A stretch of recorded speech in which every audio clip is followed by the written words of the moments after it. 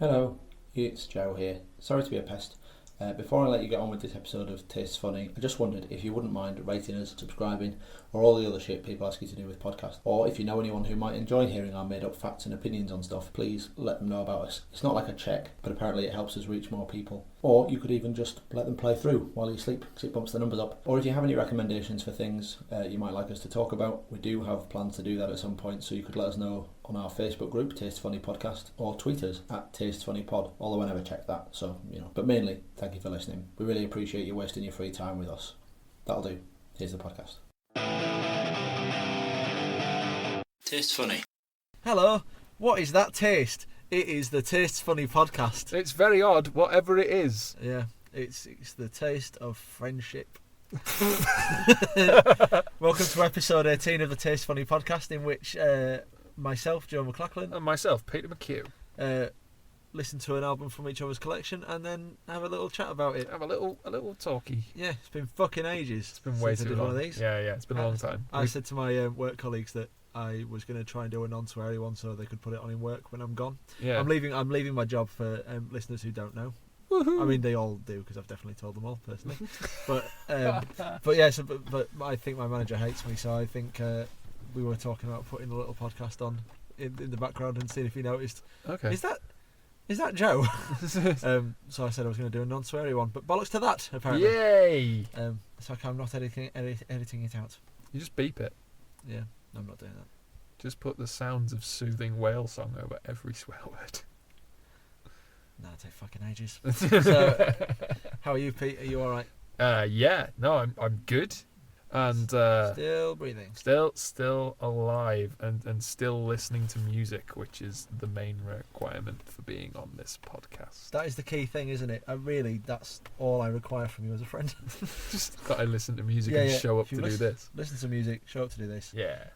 It's been, so for those of you listening, I don't know when I'm going to get this edited and put out because I'm in the middle of trying to move jobs and house and child and all that stuff. We had a really long break. Really long break, so we have not seen each other in a while. Yeah.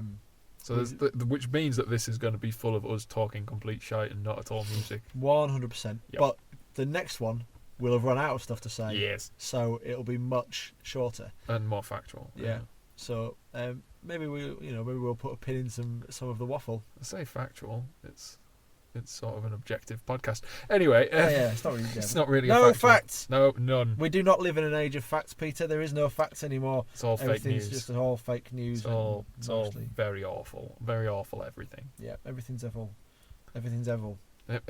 Somewhere it's crossed between awful and evil, I think. So this is exactly the kind of shit I was referring to. Yeah. So, what have you been listening to this recent time? Well, since I've last seen you, I have listened to many things. Be more specific. I'm going to. I spent 3 months listening to nothing but Death Grips records. Okay. Because it turns out... You went to see them live, didn't you? I went to see them live, We've not covered that, I got so obsessed that I immediately went to see them when they were in England. So I knew who Death Grips were, and I had listened to Ex-Military when it came out way back in 2011. And in 2011, I listened to Ex-Military, and not being a massive hip-hop fan, really, and only enjoying a few hip-hop records here and then at the time, I kind of went, I don't get it, and moved on, which now listening back to it seems really odd to me because they have so many similarities with artists I really do like. Okay. So yeah, it's completely bizarre that cause specifically The Bug, if anybody knows who The Bug is, he's an English producer who works with a lot of English rappers and sort of grime artists, and he does really industrialized dance hall and dub, basically. So it's dub and it's dance hall, but it's just on jacked up electro steroids, and it's everything's really big and distorty and angry. I feel like that's the sort of thing where I enjoy your description of it. I don't feel like I'd like the music. I actually feel like you probably would. Okay. I think you'd probably enjoy some of the Bug stuff. Maybe not everything. I think you'd probably find some of it a bit head shreddy, but a lot of it's not very extreme, I guess, or intense. It's just a very different sound palette to what the original genres would have used, I guess. But Death Grips are a completely different animal. And the other thing that I can't believe about them that caused me to sleep on them for so long is that Zach Hill is a member of Death Grips, and he's the drummer from Hella, and Hella are a band I really, really liked. So I was like, oh, I probably should be listening to these guys. This is probably more my thing than I think it is. So I went all in and listened to nothing but Death Grips for around 3 months. Wow. Went through all their albums multiple times. Went to see them live.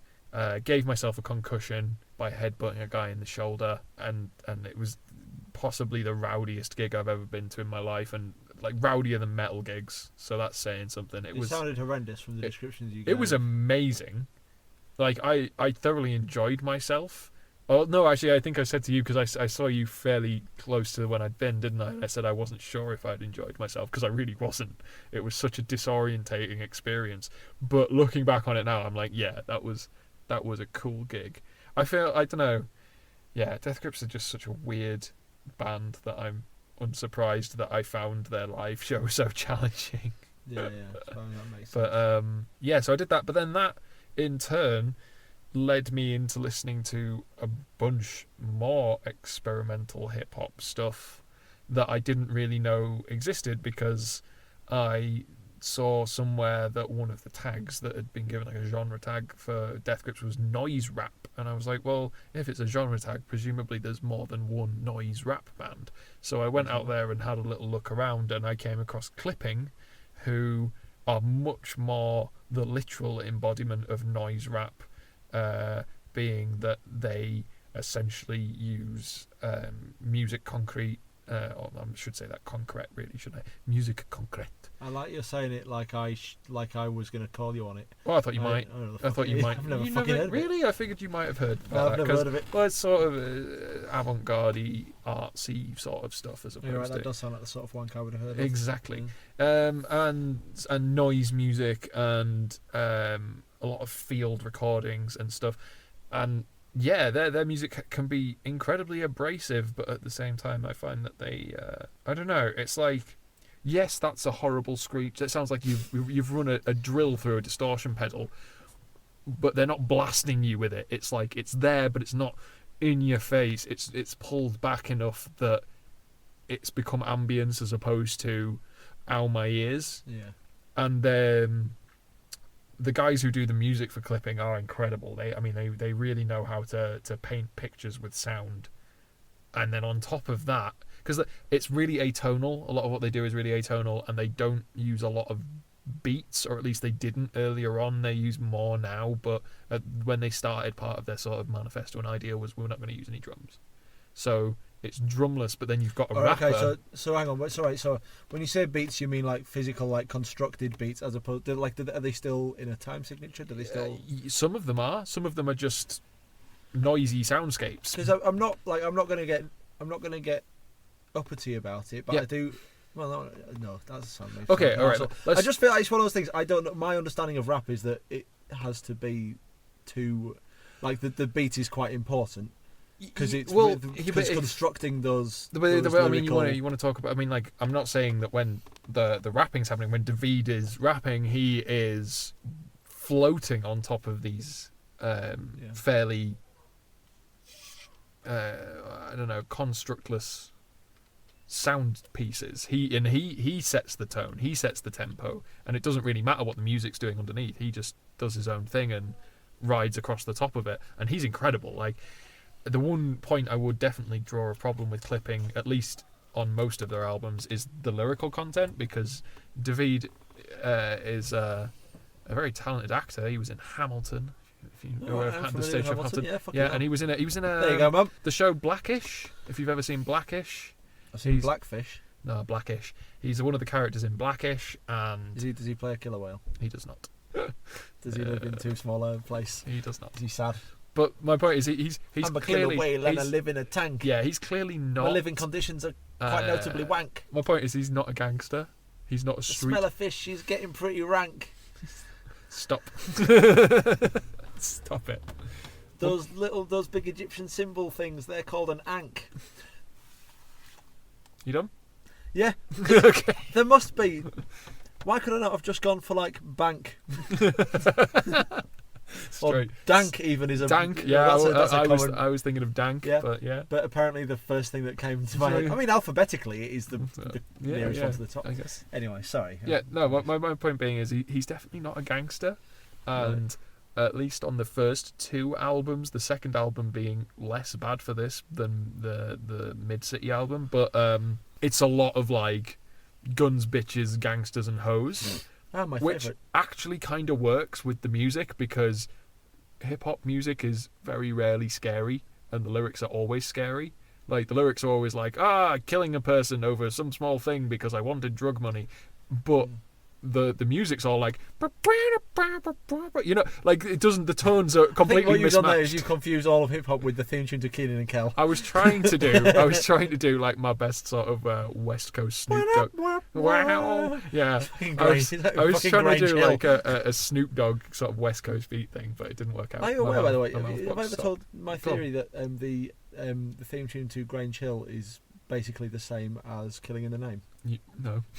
So, I mean, right, I'll tell you what I'll do, because I could try and explain it to you now, or I could just put a little bit of each in here. Yeah, and then You'll hear it in the edit. And laugh. And then you can just enjoy it. Oh, there's people. Hi guys.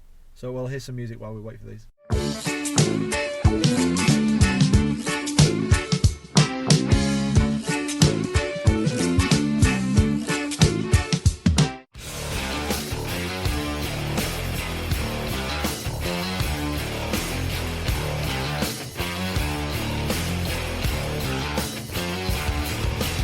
Wow, that either did or did not sound exactly like the other thing. They're not identical, but there is a definite similarity, and it always entertains me. Because Okay. I just like to think about like Zach De La Rocha just jumping around being all anti-capitalist, and then a big sausage coming in a fork and like hitting him in the head. And he's like, "No, this sausage would have cost money. I don't agree with money," or whatever. I don't know.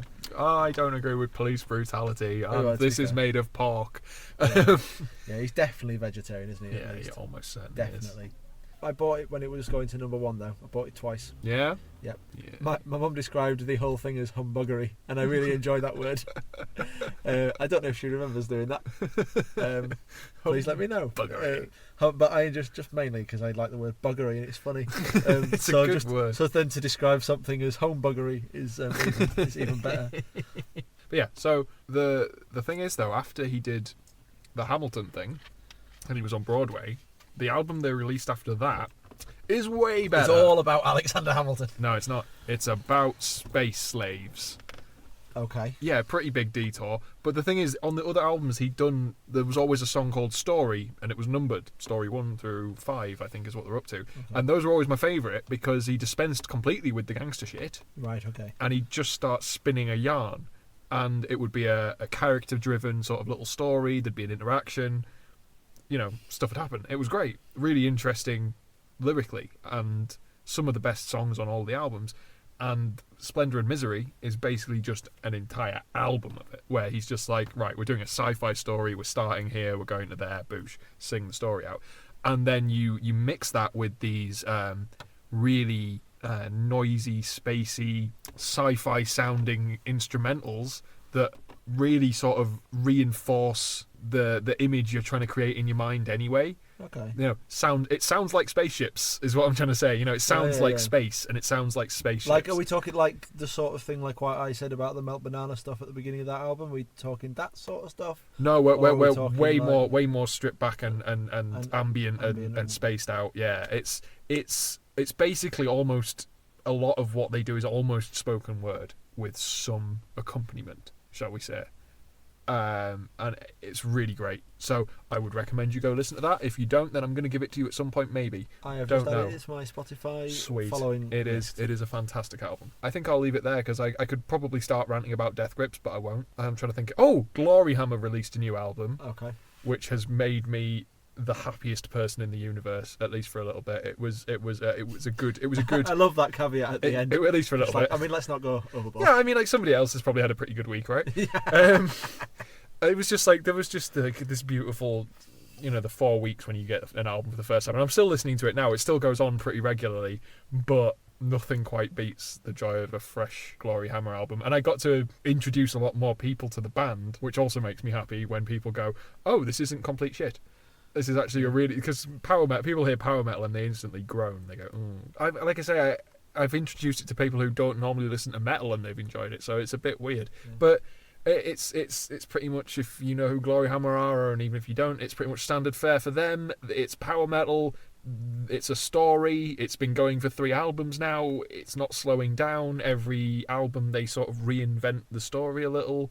So minor spoilers, but at the end of the second album, the whole universe gets blown up. That's quite a big spoiler. I mean, I guess so. To be fair, that happened at the end of the Avengers Infinity War as well. Yeah. Basically. Yeah. Well, the universe basically gets exploderated, and there's a rip in the dimensions, and 2 of the main characters, the big bad and the big good, escape through this. I've never heard that as an expression, but that seems like the big good. The big bad seems. Yeah, that's normal. Yeah. We know about that, but the big good, nobody ever says that. Good, yeah, the big good. Right, the big good. Anyway, they get out. They go to this other universe, and so they basically get to retcon the universe. So they had a completely fresh... So they went all the way back to essentially the first album where you're in a fantasy universe again instead of a sci-fi universe. It's mint. It's great. Shouting and singing about unicorns, trying not to pump your fist in the air at work. What about you? What the heck have you been listening to, my man? Well, I don't know. I was just having a quick look there just to see what I've got on my list. I know that I listened to a fuckload of Alkaline Trio for a bit, and I was curious. I was thinking about this. Do you know, like, because obviously I know that pop punk is no longer really your thing. Like, we went through a bit of a phase together, and off you went. Yeah. But like, would you have been familiar? Because I wasn't familiar with Alkaline Trio until well after you'd got into the darker stuff. Yeah, I was aware of Alkaline Trio. I was aware of them. And I had heard songs by them, and I had one album by them for a little bit. The one with the love heart on the front. There's some sort of love heart on the front. That actually sort of doesn't narrow it down, to be honest. No, that's sort of like just. Oh, hang on, that one. I recognise this album. Good Morning. Yeah, it's a very good album. Yeah. So maybe that album and maybe that one that I did. Yeah, I definitely heard some Alkaline Trio. Yeah. I wasn't overly enamoured with them because I think they were one of those bands. They were like Less Than Jake, that there was a skeleton on their posters or their adverts for their tours in Kerrang, which meant I assumed they were heavier than they were. Yeah, like I say, I got into them through my ex-girlfriend, and then was quite taken with it. Like Matt Skiba's voice is much more in my register than a lot of the pop punkers of the time, so that works for me. That makes me happy. But their content is a lot more dark. It's a lot more murdery. Yeah. I always thought of them as more of a sort of crossing over into that emo rock. Well, and slightly gothy rock. Yeah, maybe. Certainly gothy. I wouldn't have gone for emo. There's a lot more... Because I would have said there's a more of a parallel between stuff like Zombina and the Skeletones with them. Who are great. Yeah, they are great. Yeah. So a big shout out to Zombina and the Skeletones. Massive fans of those. Yeah, they were a good band. Yeah, they still are. They're still together. Still going. Still going. No I think. Way. Tom might have to correct me on that, but I'm pretty sure that's true. But I would have said, because in terms of content, they're not quite as horror film based. It's not quite as pulpy or as B-movie ish. But like in terms of the way the lyrics are, like I'll not remember word for word, but stuff about he used to spill all of his guts on the top of a well-stocked barn, then swallow them bit by bit, remembering every... Anyway, it goes on. Yeah. But just it's quite... It always used to make me feel a little bit sick, because obviously in terms of some of the stuff that I've now learned people sing about, Cannibal Corpse, I've now realised that's fairly tame. Hammer smashed face. Yeah. But given the sort of, it's a much more. There's a lot more sort of cutting up people and stabbings, and the first song on Good Morning is is about trying to dispose of a body. But I was thinking about whether or not an Alkaline Trio album might appeal to some of your sensibilities lyrically or not. I don't know if it will, and I don't think I would waste a go on it. Remember enjoying a few Alkaline Trio songs. I don't know how I'd react to them now, though. Yeah. But I every now and again, and especially because Lou and my son likes them, which is exciting because that's good. It's one of the only things he doesn't tell me to turn off when I put it on in the car. What else have I listened to? I've listened to. I had a bit of. I put a bit of Green Day's Revolution Radio on. I like that album. That's good. So nothing from this century. Revolution Radio is this century. Is it? That came out 3 years ago. Okay. That's Green Day's most recent one, which again is a return to form, I would say. It's one of those things because they did have. So basically, American Idiot is divisive It's a good album. It's very different from their previous output. It is a good album. It's a well written from a musical standpoint for the most part, but the lyrics are kind of poop. I disagree with that. I think there's some interesting writing on there. It's just not what Green Day were known for at the time, and I think it divided their fans. But realistically, if you're still doing the same shit every time, then you're going to make no fucking friends, are you? I am the person who says you can't have teen angst when you're 40. That's not allowed. You've got to, at some point, you've got to just like stop playing that angle. Yeah, but unfortunately, Green Day just never learned that, because even that album is them doing a bit of teen angstiness, though, despite the fact that they're at least 40 when they wrote it. They were at least that old. Yeah, they'll be in their 50. Well, they'll be coming up to 50 now, I think. See, how can you still? Yeah, anyway. But it's one of those. So they had that weird phase with 21st Century Breakdown was like the one that came after American Idiot, which was fucking dire. And there's like, it's one of those ones. Basically, every album they released after that point, including 21st Century Breakdown is about 18 or 19 songs long. It's about an hour and 20 minutes. It's too much. Like, if they had just cut out some of the filler, they could have made a decent album. Yeah. And likewise, when they did the Uno Dos Tres thing, again, I don't know if you... we've talked about this for sure. Yeah, there's some really fucking great songs on those albums, but they didn't need to do 3 albums, and the middle one can just fuck off. Okay. Dos? Dos can just... Do one. Yeah. It's absolutely appalling. Did I tell you about my running across Bradford listening to Little Big? So sorry, it was like I wasn't Bradford. The first bit was pretty good, but then the second bit made it so much better, because instantly my mental image went to the dance from the video, video, Skibbity video, and I can just imagine you doing that across. So basically, I went for a job interview in Bradford, not the one I got, but I went for this interview, and I missed my coach from Bradford over to Leeds. So then I had to run down to Bradford Station, get on a train there, and then basically I had to run about a mile and a half across Leeds. Jesus.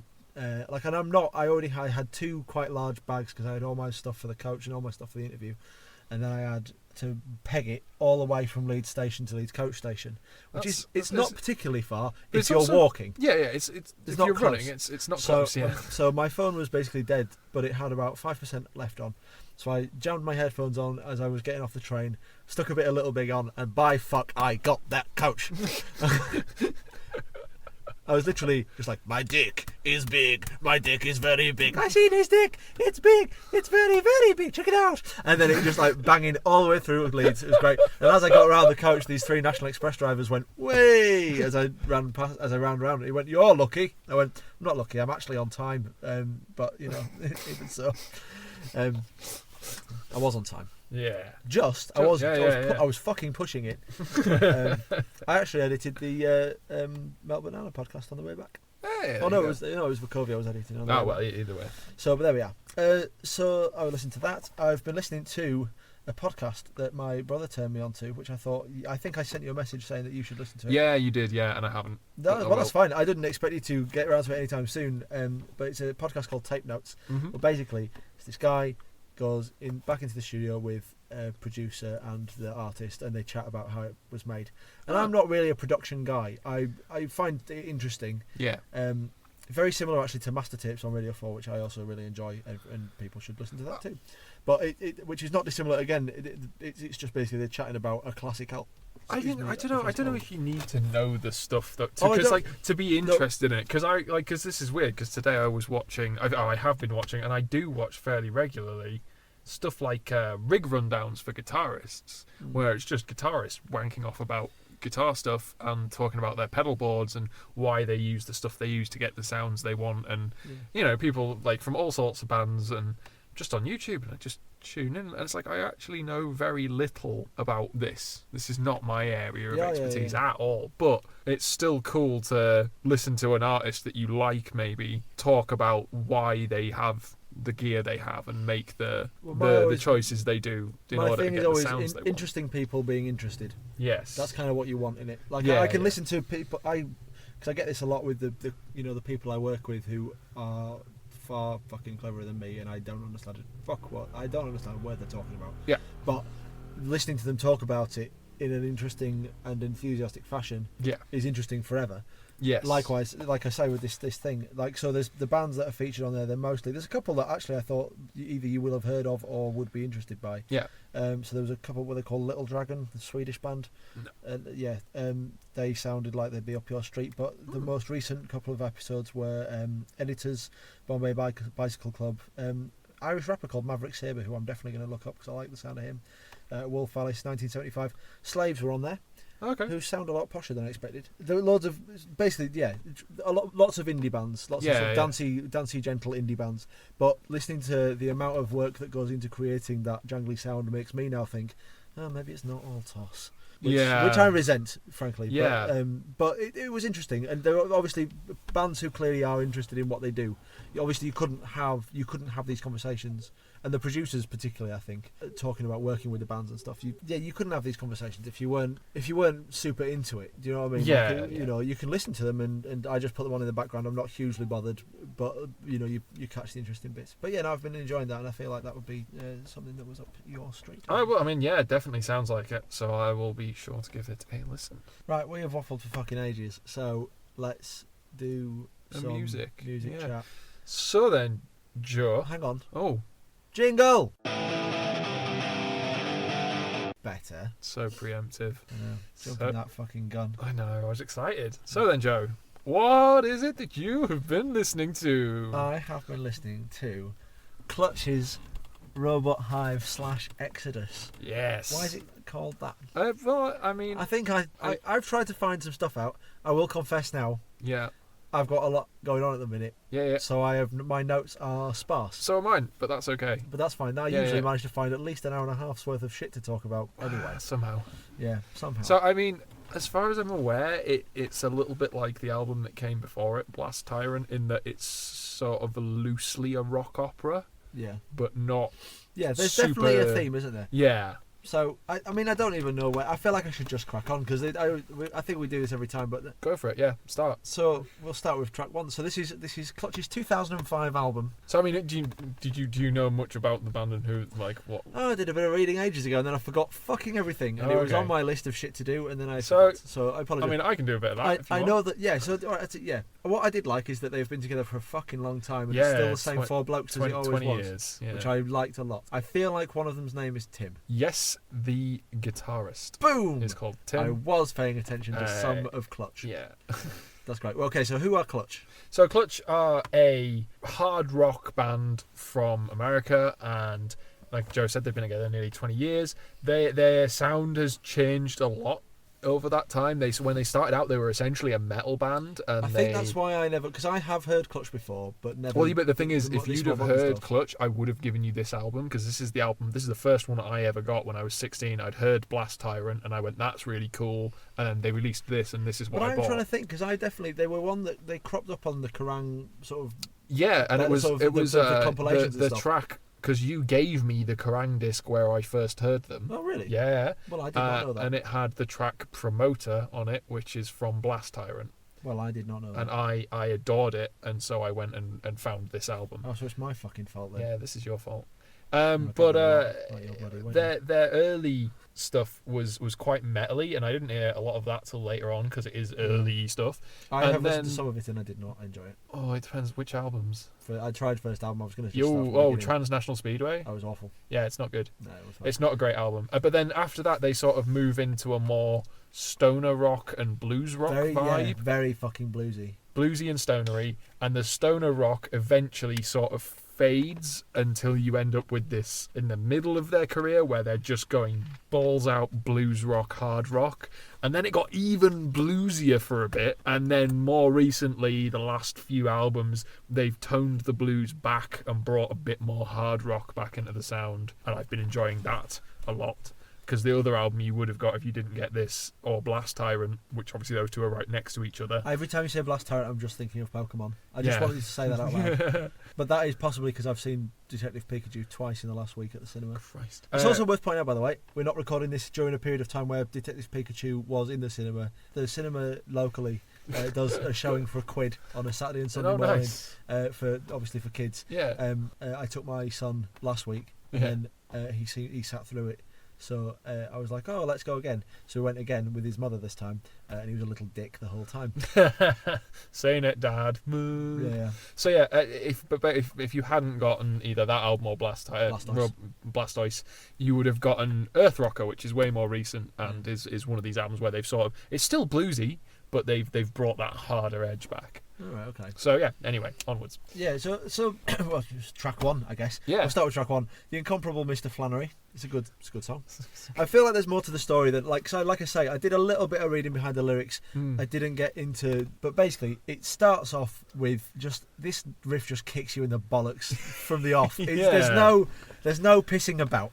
I like that it's an odd time signature for such a head nodder. Like I like that it's in 7/4 and it switches up the head nods at certain points as well. Like you catch yourself, you think you're in beat, and then you're like, oh no, hang on, wait, half a beat, and we're off again. Well, that's what I like about it. Is that sometimes, because sometimes with music that's in an odd number time signature, it can be really challenging to sort of get a nodding rhythm on. With this one, I was just like. Well, do you remember what I said when I gave it to you? No. Which is that I was giving you because this was after Vukovi, so you'd just given me Vukovi. I gushed about how much I loved the drumming. Yes. And I was saying the reason I was going to give you this album is because the drumming here and on all Clutch albums generally is so masterfully done. It's not complex. There's no ridiculous fills, double pedal. There's no crazy techniques. He's just consistent, solid working, and groovy. And on the nose every time, just bap, bap, bap, and the grooving is the best. Like how he makes those, because that's 7/4, but if you certain parts of it just doesn't feel like it at all. And I think that's a lot of it's down to. I think that's fair. Like it's a full on. It's just pure blues stomping. Yeah. It's just like dump, like just it's just like that riff just kicks you, like it just comes straight in. It's just fucking perfect. And it again, I suppose that's. I feel like I say this about a lot of things, but I know certainly when I do this is the bit that I'm going to play. It tends to be the opening bits of albums. Opening salvos. Ultimately, sometimes that's what grabs you. Well, if you know basically, I knew in the first 10 seconds of listening to this. Yeah. I had a strong feeling I was going to get on with it. The thing is, like, your first song always sets the tone for the album, right? That's the point of your first song, is that you're setting this. Yeah. The expectation then for the rest of the album. And I love do you know the name? What's the name of the singer? Oh man, also Tim, singer Tim. No, it's not Tim Salt, lead guitar. Yeah, Dan Mains bass. Neil Fallon, and Jean-Paul Gaster on drums. Because I always struggle to remember his name. And he's like one of my favourite drummers, and I'm like, he's called Jean. Is it Jean? The Gasto Blaster. The Gasto Blasto. Yeah. Neil's coming out swinging straight away. Yeah, Neil. What's his name again? Fallon. We definitely didn't just Google it. Nah. Neil Fallon's voice is just fucking. It's just raw blues power. It's just there's just no pissing about. It's just I'm well documented as not being a fan of twiddly bits and pissing about. But even like leading into the chorus, there's like a whittly, whittly, whittly. And blues is like the one place where I will accept it. I feel so like beautifully just they down only ever do solos when solos are required, and any other whittling is purely structural whittling. 100%. Yeah, absolutely agree with that. It's there as part of the structure of the song. I've just had a sudden moment of recall there where I remembered there was something else I wanted to mention about Clutch while we were on the early stages of this, because I want to take you on a little time machine, because we've spoken at great length about when we were in a band called the X Towels, but we've never probably spoken about when we were in a band called Daisy Riot. Right, yeah, that's a while ago, isn't it? So hang on. I still maintain that's a good name. It's an alright name. When we were in Daisy Riot, that was like when I'd really gotten into Clutch. I'd been into them probably a little while then, and I felt that the sounds that Clutch made were quite similar to some of the things that Suggy, our guitarist, wanted to do. I recommended Clutch at that point to both of you, and you sort of never really gave me much of an opinion on it, I don't think. But Suggy said, I've heard them, they're shit, I don't like them, they use too many effects, and that they're not very talented. Which I felt was, I was like, are we listening to the same band? But whatever Suggy had heard, he wasn't a big fan of. I ran into him on a train completely randomly, and then the thing is, for those people who don't know Suggy, he is pretty much unmistakable as a person. There's no one else that is quite. He's 6'8". Yeah, and he's built like a brick shit house now. Yeah, and he's got an afro, a little sort of curly hair. Yeah. So there's no way you're missing him. And I was like, oh hey guys, hey, how's it going? We were chatting on. And I was like, oh, you been listening to anything good? He was like, man, I'm really into Clutch. I was like, fuck off. No, I tried to recommend you that band when we were 16 and you blew me out, bro. He was like, dude, they're amazing. I was like, ah! I was just thinking that, because he's all rockabilly now. And Yeah. oh, there we go. Yeah, he was really into them. So there you go. Sorry, I just thought you'd enjoy that. I did enjoy that. I did enjoy that story. Thank you for that. No, it's one of those things.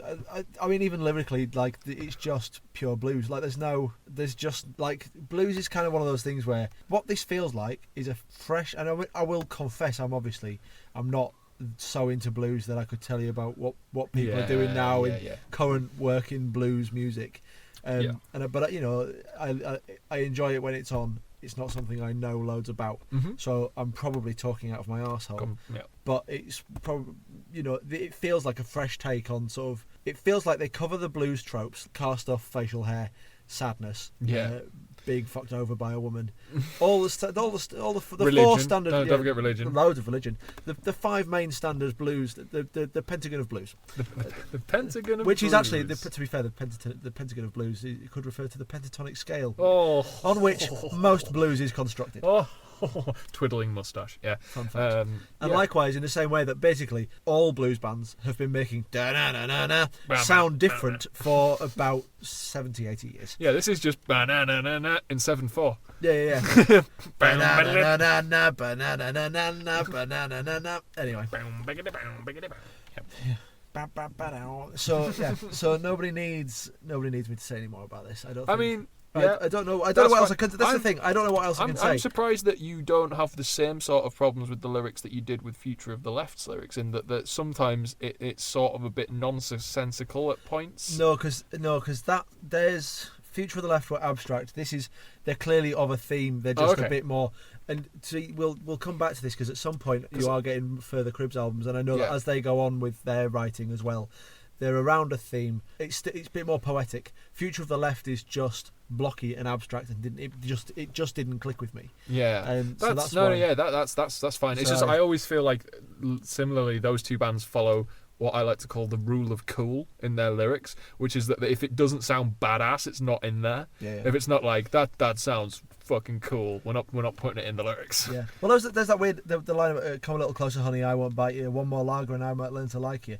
I didn't know Americans drank lager. I feel like I've never heard an American say lager. I feel like we're going back to Neutral Milk Hotel here, where it says garbage bin. I just feel like this is a whole learning experience for me about what Americans do and don't say. And I was like, I suppose beer wouldn't fit there, so they've said lager. But even like REO Speedwagon, fucking Camaro is like they're all like fucking Delaware, Detroit. They're literally just ticking off the fucking. They're being hit in the face by an insect. They're literally just ticking off the fucking driving down a big dusty road checklist. And that is in no way a bad thing. No, it brings back all the stuff that blues is great for, but it's different. So moving onwards. Burning Beard. I mean, fuck me. The first note I've made on this is just this music is masculine. It is unmistakably masculine. It smells of brute. It does. Fuck me, does it? Brute. It works in a garage. Yeah, it does. It's definitely it's got a spittoon in the corner, and it makes that it knows how to get it to go bing when it spits its chewing back in. It wears a vest and overalls with tied around its waist by the arms. It's absolutely the most blue collar shit you've ever heard in your life.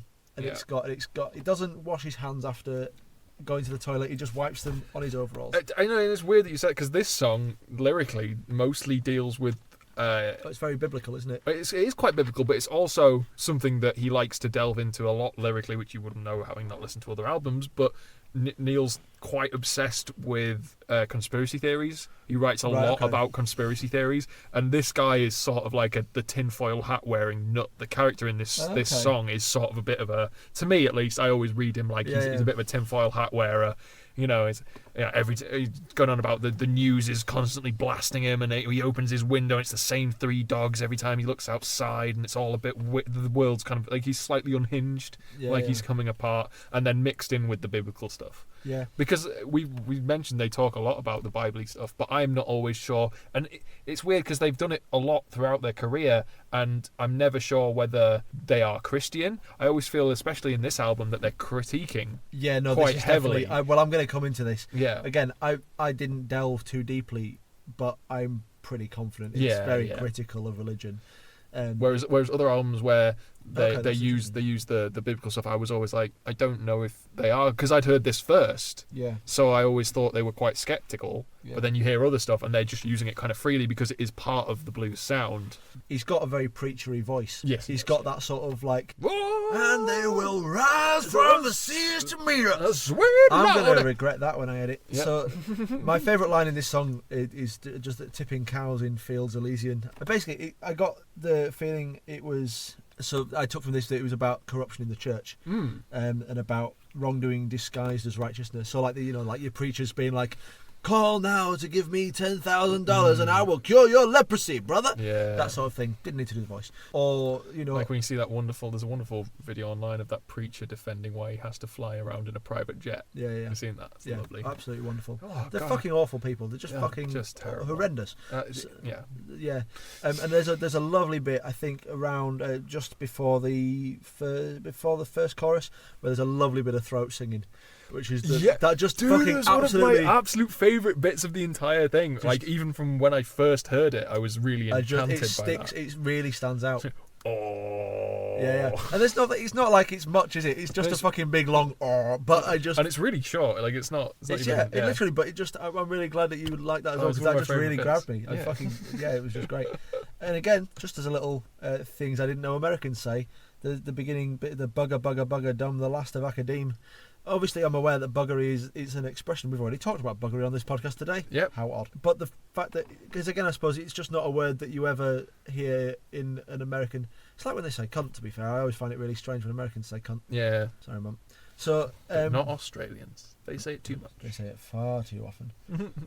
I've been watching The Boys recently. The new. Are you familiar with? No. So basically, did you film? Is it like the Australian Trailer Park Boys? No, not quite. So, in fact, not at all. Okay, good. It's. Are you familiar with Preacher? The comics. I keep meaning to watch Preacher, but yes, it's fucking great. The comics are also great. Yeah. But The Boys is written by the same people. Oh, okay. Likewise, it's Seth Rogen that adapted Preacher, and he has also adapted The Boys. Oh, okay. The first season, it all came out in one go. I've just watched it, and I really, really liked it. It's fucking perfect. Casting's amazing, but Carl Urban as Billy Butcher. He's so clearly a fucking Kiwi. I just find it really distracting because the whole part, he's meant to be a Cockney. And it's just a bit fucking Dick Van Dyke for me. Frankly.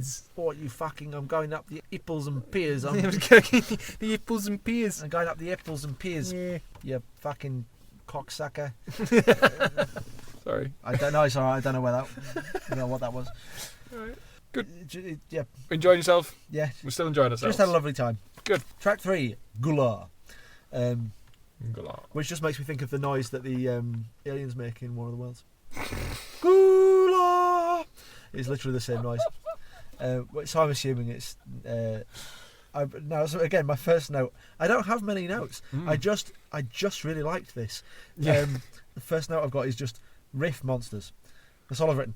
I'm now trying to remember how Gula starts. Give me the opening lyric and I'll be fine. Ain't no doubt Jesus sees us. Yeah, acting foolishly on American Bandstand. Yeah, that's good. It was the one I was thinking it was.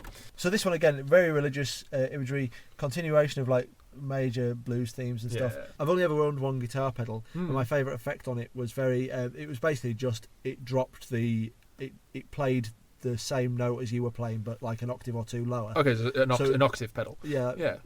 But basically, that was always my favourite sound. It's very, very White Stripes, sort of like Seven Nation Army is probably the best. Because you'll have been the most known example of that, I reckon, the most famous example of that particular sound.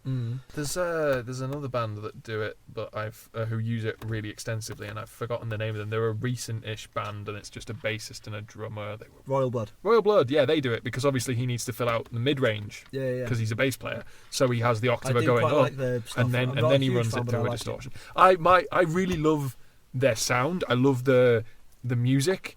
I just can't stand the guy's voice, and that's what puts me off. That's challenging. Yeah. Yeah, because like I think their sound is amazing. They've got such a thick, stonery, groovy sound going on. I'm really into that. But yeah, So, anyway, if you find the karaoke version of their album, it'll be great. yeah, it'd be fab. I'd be loving it. Again, it's just big stompy feelings. It's just lovely. I just want to because I want to just drop in and say my favourite. No, please do. If there's anything I've missed, just one of my favourite lyrics is in this song, which is while you were lighting Roman candles on the yellow cake, they shook you all down. Yeah. Because yellow cake, uranium, and that's just I just really like that imagery. Yeah, and it just feels like it's coming at you full force the whole time. While you were busy lighting Roman candles on that yellow cake. Yeah. Like I wouldn't have been a big when I first started going to like our local venue when we were growing up. They put on blues bands there quite a lot. Yeah. And so my thing with blues tends to be I really love watching it live. I could watch a blues bands. I could go for hours watching blues bands play live. Yeah. It's so exciting. It's not always exciting. Like so much of it is quite dull to listen to. Yeah. And to be fair, I'll come back to this, but I did start to find this. I loved having this album on. If I was listening to it intently, I did find myself getting a little bit bored because it has that sort of. It's quite a repetitive sound. Quite samey. Yeah. Quite samey. It's basically if you can do one fucking great song, do it well, brilliant. And just repeat that. Yeah. They do a lot of interesting things with it, but blues tends to sound a bit samey. Yeah, But I think that's a complaint. I would fucking love to see this live. Oh god, it's incredible. Yeah, they are good. The version of this that I had because I was listening on Spotify. Yeah. The version has about 10 or 15 like live tracks at the end. Oh right. Which I listen to occasionally, but obviously I was mainly focusing on the proper album. So I will say that I feel like that's probably a complaint you could level at their discography. I think it's not so bad for the most part, especially if you're going backwards in time, because they get weirder as you get older. Like some of the really earlier albums have a lot of weird musical detours that I really enjoy. Their newer stuff is more in this sort of vein, I guess, bluesy hard rock, and sometimes it's like you could stand to change the sound up a little more. But the thing is, like, I love Clutch, so as long as Clutch are making songs that sound groovy and heavy and bluesy, I don't care. Like I'm just like as long as I can nod my head to it. Yeah. It's just good, solid driving. Like music. I say, I've listened to other albums. Yeah. Not in anywhere near as intently as this one, but like I've had other Clutch albums on and I've really enjoyed them. Okay. I couldn't tell you which ones. I think it just went on to like artist radio or something. Yeah. Because that's the way people listen to music. But the other thing I was going to say there is that's how I introduced James to them. Is we were at a festival and I was like, I am going to see Clutch now, and he was like, who are Clutch? And I was like, you should just fucking come with me. Yeah. If the first time I'd ever heard this music was live, they'd be my favourite band now. Oh yeah, he was.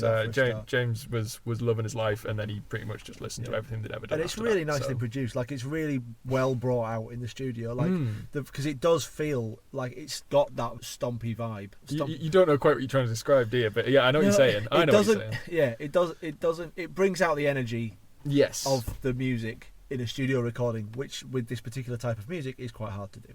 Sure. Track 4, Mice and Gods. Love this song. Getting back into the religious themes. Yeah. So, this one was more to do with, weirdly, for the fact that it's got gods in the title, I found was less about religion. I found it was more to do with sort of human development and how we're killing up. Basically, we're developing ourselves so quickly that we are racing ahead of where we perceive gods to be. So basically, we feel like we are more than gods. And okay, so what is it? You clearly read deeper into these lyrics than I have, because I've only ever taken this album particularly, and I think it's because it's now in my head when I was 16. I've never really gone any deeper than surface level on it, even though I still listen to this fairly regularly. Yeah, well, it's the again, like it goes without saying, monster riffs and just blues riffs all the way. Big pair of guitar boots. Slick drum grooves, big bass line, big guitar grooves. To the extent that I'm probably not even really going to reference it unless it's a particularly good bit. I feel like it's going to be really similar with my view, where I'm just like, twinkly guitar shit. Right, moving on. But it's the line that sold me on this was the Yesterdays for Mice and Gods. Yes. Basically, there's a lot of stuff in there about mankind. So engineer the future now, damn tomorrow, future now, throw the switches, prime the charge, yesterdays for mice and gods. So it's basically just going, fuck the the gods are back there with the mice. We, the human race, are fucking this going forwards, and we'll see you guys later. Okay. Basically thing. See, So, here's the other thing, not having read the lyrics, like, even though I have the lyric book and everything, I always heard that lyric as throw the switches from the church, yesterday's war mice and gods. to be honest, until I read it, so did I. Ah, so it's not just me, that is the way No, he sings it does sound like that. Mm. Also, just life inside the biosphere, the dodecahedron fever's here. Yes. You don't get to hear the dodecahedron mentioned in songs Very often, no. There's lots of lovely stuff. There's a lot of pop culture references in here as well. Real estate muggles. I believe that's a couple of songs back, though. I think we've gone past that. Quite possibly. Yeah, that's a good one that's in there. But anyway, yeah. But yeah, no, it's just basically so like or fire it up and flesh be damned. It's basically just we're outgrowing ourselves. Real preachery chorus. Yeah, and to be fair, this is Fire up. and Yeah. again, but it comes across in a critical way. Obviously, it's coming It's not from. even critical of religion, though. No, this it's was being critical of people, and it's Yeah. coming from the perspective of someone going, "Look at yourselves, look at what we're doing," which does sound like it could be delivered from a pulpit. But at the same time, it's the way he's using that lyrical device that sounds like it's bluesy because he's being preacherish. He's using the preacher tone. He's going fire it up and the flesh be damned. But really, what he's talking about is weaponry and us killing ourselves off in technology. Yeah. So that's interesting. Yeah. Our Neolithic fear is such a motivating factor. That is probably It's my such a great favourite line in the entire song, because I also feel like that factors back into religion, because again, I've been reading the song slightly wrong. I always felt like that was about sort of the idea that, people will buy this because they are terrified of, well, what's the big human fear? What's the one human fear that everybody shares? Death. Death is the one, and that's what motivates people to need a religion and some sort of safety, post-death. So I read Neolithic fear as being the fear of being like a Luddite, the fear of being left behind, the fear of being the fucking caveman, basically. Yeah. And so you have to move forward. Okay. That's how I read it. Anyway. No. That's fine. But it was really. But again, I like the message, and and again, you've got your more bog standard. Like there's a line, love child in the reeds, take a sample for the breed, should have left him in the stream, cooing at the smitten queen, which is reference to Moses. So there is still actual biblical references in there. Oh, well done, you. Good read. I know my Bible, buddy. So there is still actual Bible stuff in there. Bible. And there's I was thinking about Tower of Babel, but that's back a song. Yeah, so it's still in there. It's just great. I really like that one. Lovely. I haven't actually picked one, by the way. No, we'll get to it. We'll pick one. I'll pick one at the end. I can't remember what I picked. So you were Circus Maximus. Yeah, it's because I like that cowbell. Yeah, it's fair. So for track 5, Pulaski Skyway, lovely work. Pulaski Skyway being a particular airway outside of Chicago, I think. So this one for me is about. So it's about religion, but it's about pop culture as a religion, instead of like the religious nature of subcultures, referring to like the underground being a metaphor. So it's got to get religion. They got to join that underground church. Even the mole people, they got to get religion. They got to join that underground church. So basically, it's about like the idea of. Mole people, they got to get religion. Well, there's that little refrain of that Andy Warhol CBGB's. I was like I say, I was listening to this in the car on the way up, and that was like maybe the first time because I was driving. Obviously, I'm trying to think, but then when that happened, Andy Warhol CBGB, I always want to shout along with it. Yeah, but that's what I mean. So like, my friend Josh, a regular listener to the podcast. Hi there, Thanks. Josh. Hi Josh, hope Hi, you're doing all right. Hi. I remember once we had to give a presentation in uni, and he put his USB drive into the computer, and he had a big folder labelled. I think he was about to give a presentation on Andy Warhol, and the folder that it was in was labelled "Andy Warhol is a cunt," and that's always stuck with me, because basically it's to do with the mass production of culture. That is Andy Warhol and then the CBGB. I think it would be great if we could get that on a T-shirt with the file logo, because I feel like that's probably quite an Andy Warhol thing to do. If we did it in some nice colours, yeah, that's very true. Maybe we should work on that. Andy Warhol is a cunt.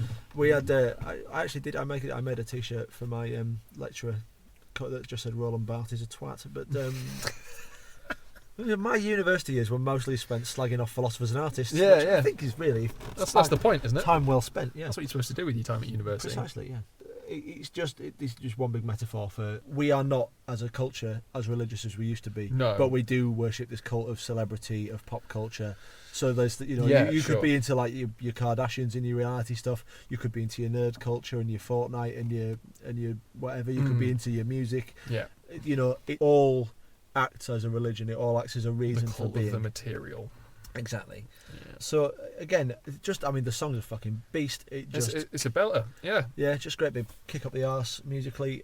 But that is what I got out of that Lots one. of really nice organy bits on that one. Yes, did you know this is only one of only 2 albums where they had an organist in the band? Maybe up until this point. That is know. That is true. They Well, only as have, of- unless, as far as I know, they I had mean, maybe they had he tours with them, yeah, but he's yeah. only on 2 albums. I think the rest of the time though, because they have organs on a lot of albums, I just think the rest of the time it's Neil that's playing. Yeah, I think that's right. essentially. They had a proper one for this bit. Yeah, I can believe that because this album's got lots of organ on it compared to. Weirdly, I've literally just got that written there. Okay. That's my first. Well, note is this a particularly on, organ-heavy song? Never Be Moved. I think Yes, it must. it Yeah, is. Yes, it is. I have written Clutch are really good at power. Yeah. So this Ain't no telling. Sorry. yeah. So this 'cause this is another one where again the bass, the guitar, and the vocals are all doing the same. Da na na na na na na. Yeah, it's really the chorus. The chorus really just. it's just driving. It is driving. Yeah. To be honest, I think this might be one of my favorite ones. Oh, really? But, yeah, It maybe. wouldn't have been my top picks, but yeah. But sure. I possibly. I mean, I love every song on this Yeah. album, but this wouldn't have been my like top of the diamond pile. Top of the diamond pile. Shiniest diamond in the box. Yep. So this one is a kick at the denial of evolution. Fun fact. Yeah. I would say fun fact. I mean, that's how I've. I just really want to draw attention to how this song opens because I think this is Please do. actually one of my favorite openings. May I have the lyric sheet? Because I know we came here to get our good times on. Hold the whole world in our hand and greet the dawn with open arms. So make a contribution if you have been amused. But before we depart, my brothers and sisters, I have some heavy news. Oh, how it breaks my heart, this photograph. Oh, it's just so good. That's what I'm saying. That's the rule of cool at work, right? Yeah. That's him. That's so badass. That Yeah. little section. It's just Oh, it's so. My brothers and sisters. Yeah, like if you're not wearing a fucking cassock to deliver this, then you are doing it wrong. You're doing it wrong. Do you know what it is? I'm not going to waste time talking about the song. I can't say much more. It's just great. 1000110101. Yeah. And that's so at this point I'm starting to get, for me, the theme of the album. Obviously, the fact that the title is in binary is obviously a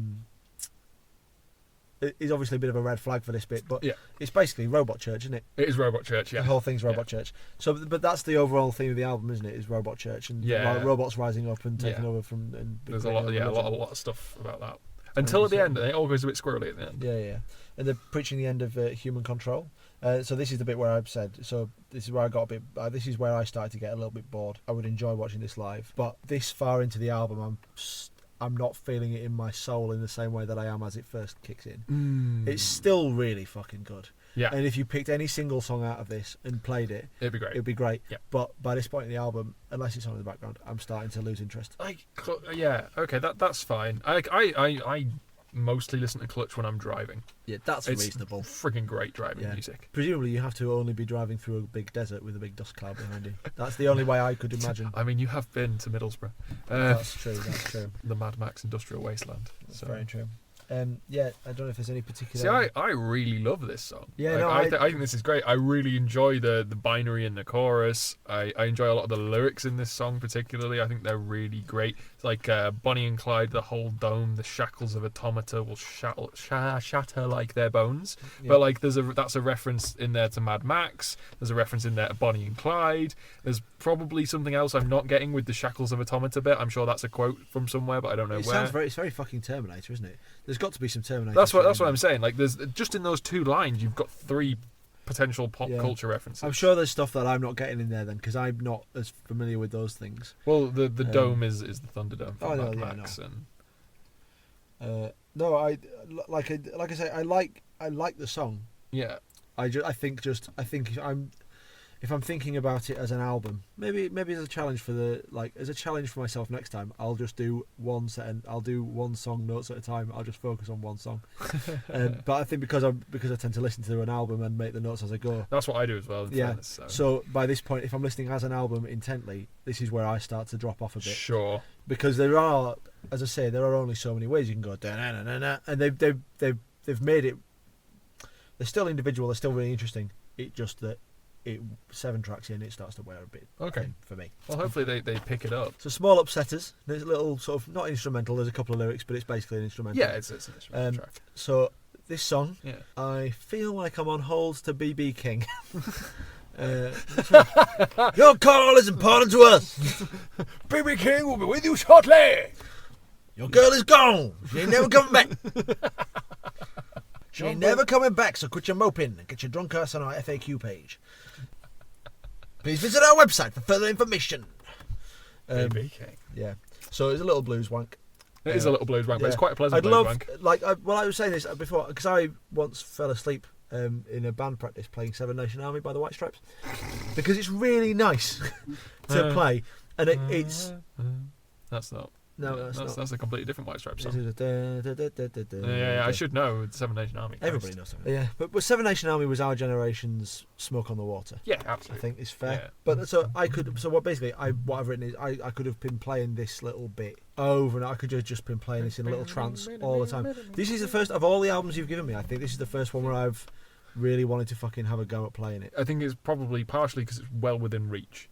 Melt Banana is not complex in the traditional guitarist scale, but how do you even set about attempting to play a Melt Banana album? Yeah, no. To be fair, it doesn't appeal to me to play along to. This fucking does. Okay, I love playing along to bluesy stuff. A lot of the stuff that I learned when I was first learning to play I think a lot bass of people, was learn bluesy, stuff, and like a lot of that sort of shit is what you learn with. And when you're doing your scales and stuff, that's the sort of stuff that it naturally lends itself to. I could literally just sit and play bluesy stuff forever. It's just a joy to do, and Small Upsetters is very reminiscent of that. Yeah.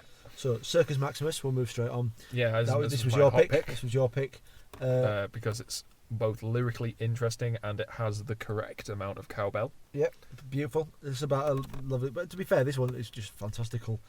Circus Big Top full of monsters, isn't it? Yeah, sort of like I always think of it more like that. a VIP club full of bizarro alien celebrities and monsters and things, and then the ringmaster announcing this sort of freak show act of the manticore who appears during the chorus. I only found out recently that a manticore is a chimera. I think they're the same thing.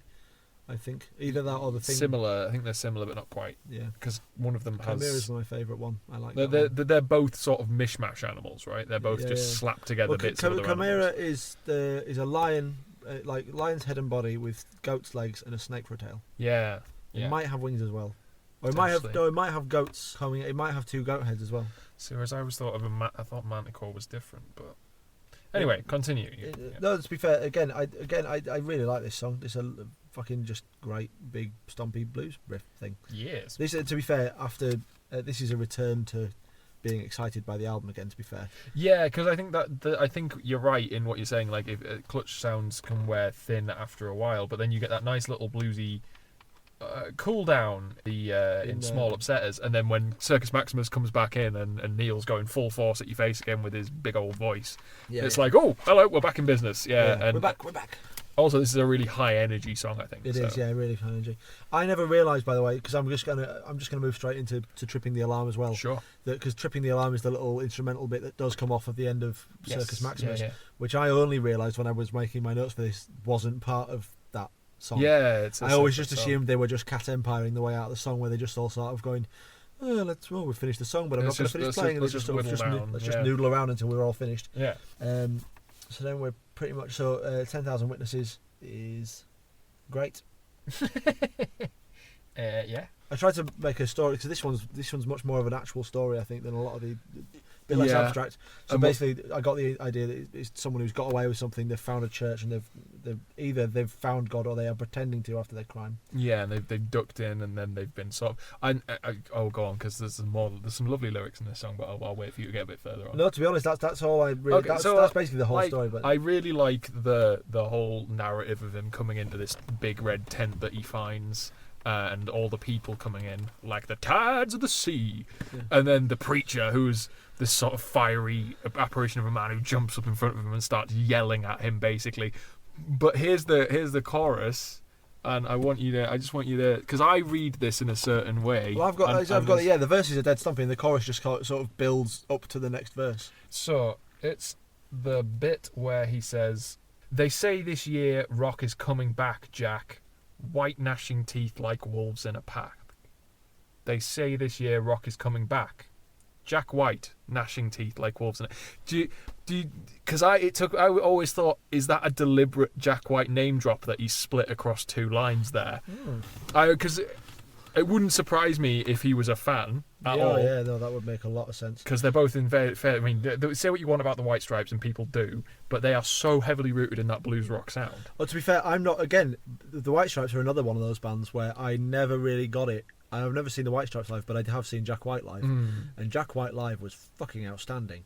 I mean, if you've never, I mean, you listened to a yeah, lot of White I have. Stripes. You should revisit Elephant. Yeah, I probably should. Just revisit Elephant. Yeah, that's all I'll say. I always used to enjoy. I liked a lot of the stuff, like Fell in Love with a Girl, Hotel Yorba, the more punky stuff, the stuff that is more up my wheelhouse. Yeah, there's loads of that stuff from White Blood Cells. White Blood Cells. Which I liked some of that, and early bands that I was in where we were covering that sort of shit.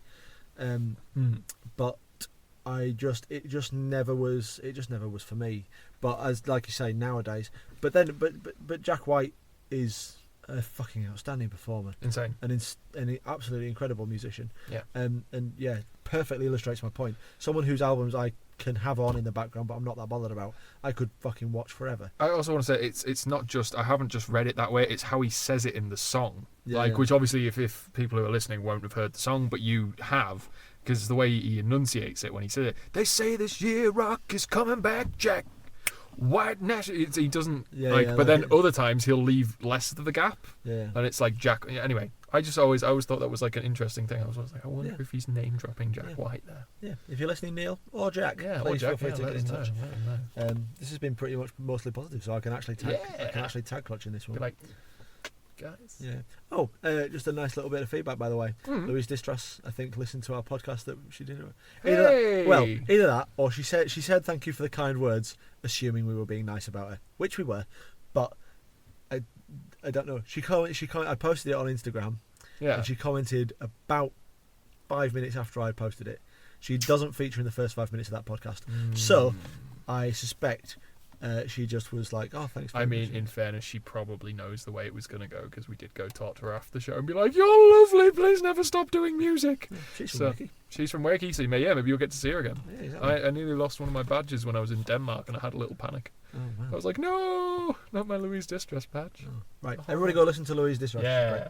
Right. So next shop, next stop, the Land of Pleasant Living. So I got this was about the space race. I got this. And about the amount of Russian victories, because really, if you look at the space race, the only one the Americans got is landing on the moon, which granted is the biggie, but everything else the Russians got there first. Yeah. Every single other thing, and so I got this as being the way that the history has been. Never got that. I mean, I knew that what some of the lyrics were relating to, but there was some names that I never recognised, and I imagine you've looked a little deeper under it. Well, no, to be honest, the thing that, obviously, the thing that the immediate clue is that above there is no ending for the vodka spinning Mir. So obviously the Mir space station is in space, typically. There's loads of there are references like Yuri Gagarin's referenced in there. Yeah. I think it's a real testament to public service broadcasting that as soon as you said Yuri Gagarin there, my head instantly went to the riff from that song. Yeah. But again, public service broadcasting, The Race of Space is a fucking beautiful album. We should go listen to that. An astonishing album. Yeah, I think this might actually be. Yeah, maybe I'll play a bit of this one. Yeah, maybe. We're going to go for the Land of Pleasant Living. It's a real chill track. Yeah, I really like this one, and I think as well the subject is nice because it's not too. It's not really based in, because I know you were saying before about the conspiracy theory thing. Yeah. This one isn't a conspiracy theory. This They is- legitimately Yeah. did like the it just felt like the way that the history's been rewritten with the Americans winning the space race, even though they were literally probably like a month off the Russians doing it. Yeah. Like they can't have been far off, can they? No. With the I don't know that I've just made that up, by the way. Yeah. I don't know the facts. And every other, like Alan Shepard was in space a couple of months after Yuri Gagarin. The whole thing was the Russians were in the lead. Yeah. So, but we remember the Americans as being the heroes, and that for me is what I got out of this song.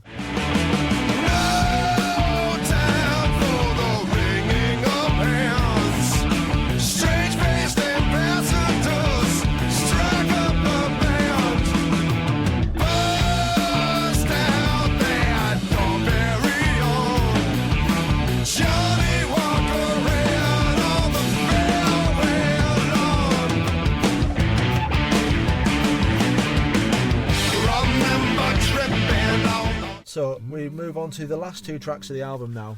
Yeah. The covers. Are they both covers? Both covers. Oh, okay. So this is I really like this. This is maybe my favourite track on the entire album. One of my favourite tracks. So this is originally by Mississippi Fred McDowell. Because these were both song bonus called tracks, Gravel. right? I was not. I Yeah. wasn't aware. I They're don't know. both, I think they're both listed as bonus on the album. But I feel always like it's really one enjoyed of those irritating bonus tracks that actually don't ever not feature on the album. this. Yeah. You know what I mean? Like it says Yeah. bonus tracks, but I suppose because they're not part of the overarching plot and theme of the Yeah, album. and they're covers and they're sort of separate and yeah.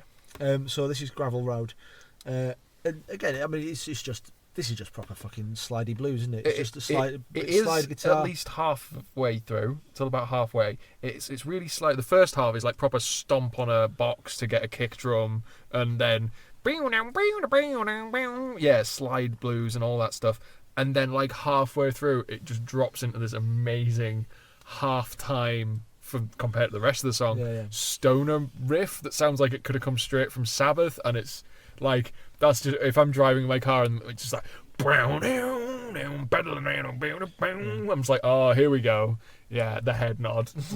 Well, I think I really liked about this particular track was that it feels a lot more organic than the rest of the album. Obviously, the rest of the album is very like sort of click track perfect. It's just like juff juff juff juff, which is perfect. It's brilliant. Yeah, sure. But this feels like, because I know they have another band. Is that right? The Clutch, the members of Clutch also play like a sort of a jam band. Yeah, they even have an album that is under the Clutch name called The Jam Room, which is just a jam album. Yeah. So that's basically one of the things I really enjoy in trad jazz and in blues is that basically everyone knows the chords, everyone knows roughly where they're going, so everyone can play around that theme. And then just the paths all just wind around the place, and then everybody has their little solos and does what they really want to do. Yeah. And then they come back and they converge and they finish. And it's just really fun to listen to that organically. And this feels like it. I wouldn't be surprised if this was recorded live, in one or two takes rather than put together over the course of. I might be wrong. But it feels like it. I mean, you could be entirely right. I feel like that's definitely something they would do. Is sort of do a live room take of a especially of a given that that's something they already do anyway with the jam band stuff. Yeah. You can't track all that. You can't. And let's not forget again, these guys have been playing together nearly 20 years. They know each other inside and out. Never mind the music. Yeah. Again, I'm not gonna. There's not a huge amount to go into it. It's an old school blues track. Yeah, about running away from a girl and a problem, and then finding more girls. Yeah. Probably more problems. It's lovely. It's lovely work. Yeah. And then we'll finish up on Who's Been Talking. Who's been talking? So this is a Howlin' Wolf cover. It's just a big bluesy, big bluesy disappearing into your own brain reverie kind of thing. It's just lovely. Just a really nice way. Nice way to end the album. Nice fade out in the end as well. Yeah. It just sort of like just drifts off at the end. Goes in a bit on. It's beautiful. It's just really nice. So I don't have much more to say. I feel like that's it. Okay, so this sounded positive. It was positive. Good. My main takeaway from this is I will definitely be having this on again. I will not listen quite so intently because I ruined it for myself. Yeah. But I did really enjoy it. And any single song off this album individually is fucking perfect. In that case, here's what I would say to you. Go listen to a different album. Go listen to Earth Rocker. Go listen to Blast Tyrant. Go listen to... Blastoise, yeah. Go listen to a lot of Clutch albums. There's so many. And they're all different, but they're all good. Stay away from Transnational Speedway. You've already learnt your lesson there. Yeah, it was bad. But everything after that is fine. Okay. And we're talking like Transnational Speedway is like season 1 of Blackadder. And then, yeah. It's kind of like they weren't sure where they were going, and then the next one they really found their footing. And they made the guitarist the bad guy. Yeah. But my point is, like, as far as I'm concerned, there are no really bad Clutch albums outside of Transnational Speedway, and even then, there's songs on that album that I do like. Yeah, I'm sure if it's one of those, isn't it? You're more sympathetic to them. If you like the rest of their output, then you're going to be more sympathetic. And I think maybe after a little more listening, you'd probably hear more stuff in there that you were like, okay. Again, but that was a background listen. It wasn't a proper. Yeah, sure. Proper go, but here's the thing: you can go listen to any of the albums from at least Blast Tyrant forward, and they're all of this sort of quality. They are fantastic. I don't think they're all as good as this, but they are all proper quality albums. So go nuts, fill your boots. Summing up, this is the best album about a robot church and some crime that I have ever heard. I really liked it loads. Yeah. And if the opportunity, if these were touring, I'd definitely go and see these. Yeah. These would be high on my list of I think of all the bands that you've given me to listen to, this is the one I would choose to go and see live first. If I had to. If I had to pick one to see live, this would be the top one. Amazing. Let's do some recommendations then. Cool. Jingle! I haven't said jingle this time. Oh. I usually get to shout jingle at least one time. If you want. Okay, so this one is... I'm taking a complete... You've had some very funky stuff in the last couple of recommendations. Very groovy stuff. Oh no. This isn't that. Oh god. No, this is a good... You'll like this. All right. This one is a 1. This one's a 1. It may turn out that my judgment on these things is completely off. Because as I say, I've massively fucked it on Vukovi.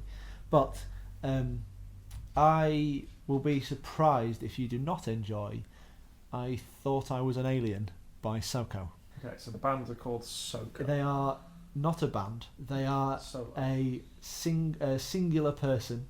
She's a French singer-songwriter. I'll be surprised if you don't. It's a lovely, thoughtful, gentle bit of music, and I'll be really surprised if you don't get anything from this.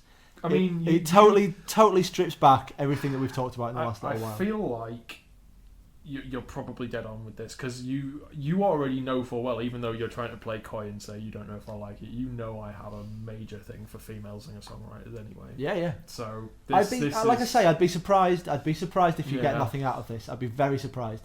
I think you'll enjoy it a lot. Cool. And I also think it's worth, if you like this album, she has where I found, I don't know who gave it to me. I found one of her EPs just buried in my laptop when I was trying to clear it out one time. Okay. And I had forgotten. Someone must have given it to me, but I've got Christ knows where it had come from.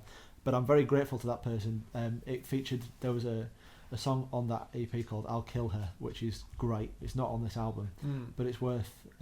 I'll give it a cursory listen if I remember. Yeah, totally do. So I'm going to play a little bit of a song that makes my heart cry. Oh no. Which is... We Might Be Dead by Tomorrow. And here is that song now. Give me all your love now, 'cause for all we know, we might be dead by tomorrow.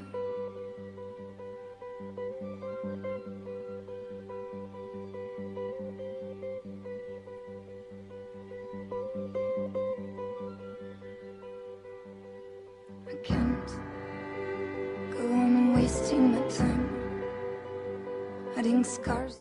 So that's that beautiful song, and you've got lots more beautiful songs to listen to. Oh, as lovely. Well. So I hope you enjoy that, and we'll speak about it later. Thank you very much for listening, everybody, and we'll speak to you again soon. Yeah, have a good one. Cheers, bye. Bye.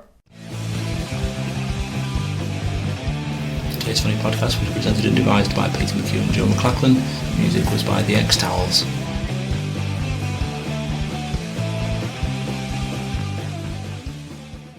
Well, now I know what I'm putting after the credits start.